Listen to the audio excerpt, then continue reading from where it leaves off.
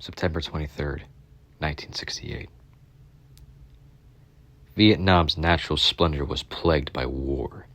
Peaceful jungles were transformed into hellish labyrinths where soldiers lost their minds and lives to horrific firefights. Fear and paranoia pulled apart the threads of human morality. The Tet Offensive, the Viet Cong, and North Vietnamese army's biggest push against American forces in southern Vietnam set entire cities ablaze. Massacres were committed every day by American forces and Viet Cong alike. Many miles north of this conflict, beyond the demilitarized zone that separated North and South Vietnam, lay an ancient jungle valley seemingly untouched by the violence. An ocean of thick treetop canopy blanketed the rolling hills within the valley.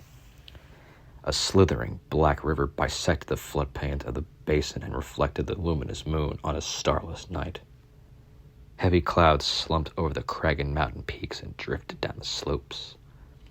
War drums shook the air, warning the jungle of an approaching thunderstorm.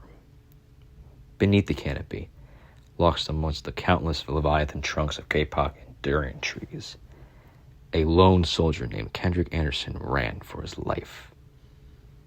Kendrick clawed madly through the dripping wet thickets, his pale face strained with panic.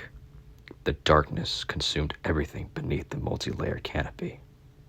Kendrick was blind, stumbling over creeping roots and low-slung vines. The broad leaves of banana trees slapped his face like frigid hands. His boot caught on a submerged log and he fell face first into a carpet of rotting plant matter and tree bark.